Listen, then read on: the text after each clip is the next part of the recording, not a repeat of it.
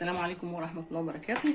عايزين نعمل بابا غنوم. اول حاجه عملتها رحت ماسكه السمك البتنجان الرومي، شويته زي ما انتم شايفين كده اهو في الفرن. عادي تشويه على الفرن على البوتاجاز مفيش مشاكل.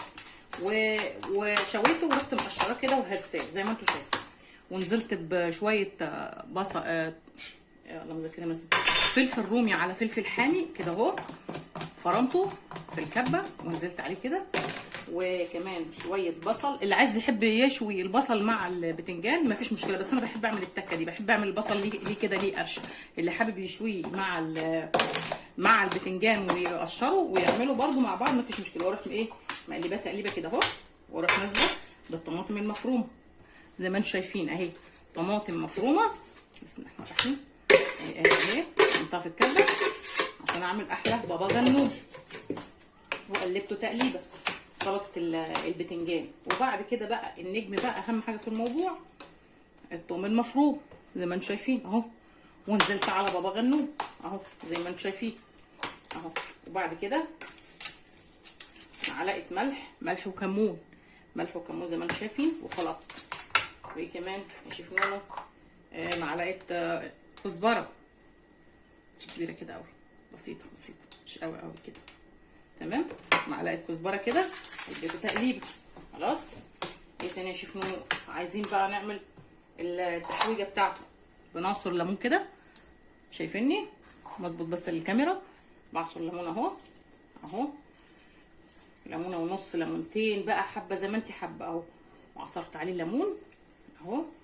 احلى بابا غنوم. اللي حابب يشوي البصل مع اللي حابب يشوي البصل مع البتنجان الرومي في قلب الفرن او على الفرن، سواء بقى اللي حابب بقى يعمله في اي طريقه يشويه. بس انا بحب اعمل البصل صحيح كده وبسيط مش كتير، يبقى ليه قرشه كده ايه اكنه زي السلطه بالظبط. وادي ايه اللهم ذكرني ما نسيت الليمون.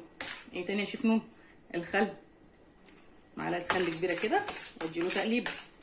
لسه في حاجه مهمه كمان، اهم حاجه في الموضوع الطحينه اهو زي ما انتم شايفين. معلقه طحينه، معلقه كمان وادي تقليبه البابا غنوم. الله، احلى سلطه طحينه بابا غنوم جميله. ما بحبش احط عليها زبادي والله، ما بيبقى ليه اي طعم ولا شكل. كده بالطريقه دي احلى واجمل واطعم بابا غنوم تكليف حياتك اهو زي ما انتم شايفين كده اهو. بابا غنوم بسم الله، تحفه والله تحفه.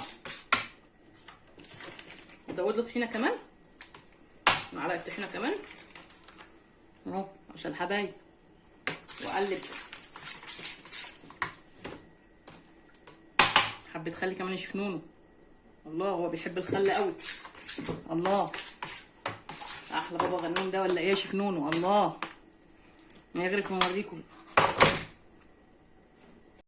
اتفضلوا بقى بابا غنوم بالهنا والشفا اهو، باحلى طعم واحلى شكل. الله، اتفضلوا معانا احلى طبق بابا غنوم تاكليه. زودي بقى الطحينه زي ما انت عايزه، تزودي بقى الليمون الكمون حسب الاختيار. يلا سلام عليكم.